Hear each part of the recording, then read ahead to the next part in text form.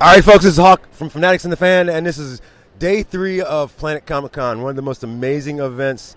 And I'm honored, one of my co-panelists from some really great panels this weekend, and also a very, very cool nerd. Ladies and gentlemen, welcome to the show, Sam from Being Human. Well, hello, Hawk. How are you doing? Well, now that was very deep and sexy. I heard, although I did hear there's a little secret that, I didn't hear this from Chloe, though. That there's a baby voice out there that we should be hearing? Oh, my. Okay, fine. Let's do this. All right, you ready? Yeah. That's been going around. That's who I am this whole weekend. Nice. Thanks to my lady. So now, when it comes to media guests, they're always fun and great. We loved you in Smallville and almost everything else you've done. But you're also a nerd. You got nerd cred. Huge nerd, yeah. You got nerd cred. I saw your reaction to Tom Kane. Yeah, well, you have to understand, Tom is an old colleague. But no, I'm, of course, geeking out because he's the voice of the Academy Awards. He's the voice of everything. He did a fantastic job with the Clone Wars, like a really bang-up, wonderful, amazing job. Showing not only incredible vocal range, but acting chops that were extraordinarily legit. So I love Tom. Now, speaking of acting chops, when you get a call to play Doomsday, had you read the comic the first time they introduced us to Doomsday? I hadn't read the comic. I was aware of it, but I just saw an animated DC movie that they'd made about the death of Superman.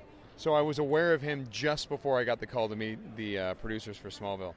And I was confused because they were telling me about this nice young man, and they said, and he becomes Doomsday. I'm like, how does that guy become horny? I don't understand.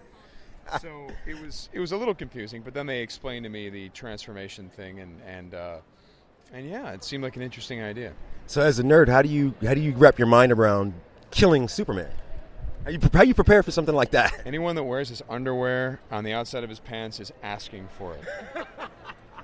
I'm sorry. I mean, I don't mean to be nerd hazing or anything, but dude, come on, put your underwear inside your pants. And I guess he has recently. But still, doesn't matter. We all have the pictures of him with his underwear on the outside of his pants. I also know that you're a Battlestar fan, so joining that show, what was that like? That was a situation where I saw the miniseries, and then I contacted my agent, and I said, you have to get me on Battlestar Galactica. And she said, okay, excuse me, why? Because not everyone had seen the miniseries up until then. I said, it's because it's one of the most extraordinary things that has been done on television. And so I went in, and as I understand it, the fact that I was one of the only actors who could pronounce Caprica right gave me a nice leg up.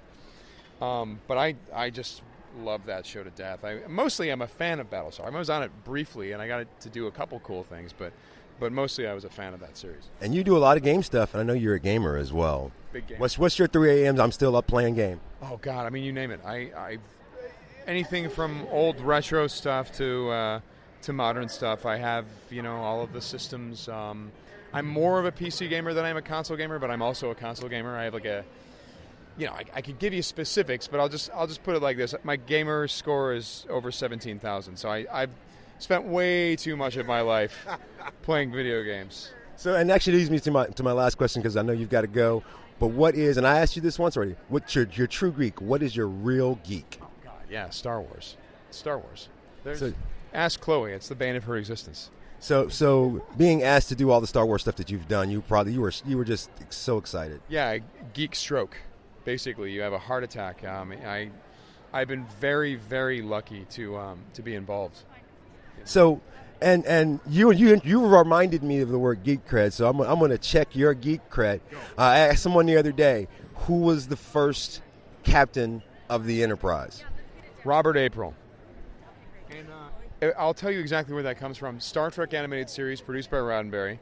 Robert April shows up as the first captain of the Enterprise. Second captain was Christopher Pike. Third was Captain Kirk. Folks, if you have not ever been to a Planet Comic-Con, if you've never seen Sam in anything, first of all, go buy a new TV, check out, because I know the ladies, and we guys, we look for hot geek girls. Guess what? We now have a hot geek guy. Folks, my name is Hawk, and you've been listening to Fanatics and the Fan.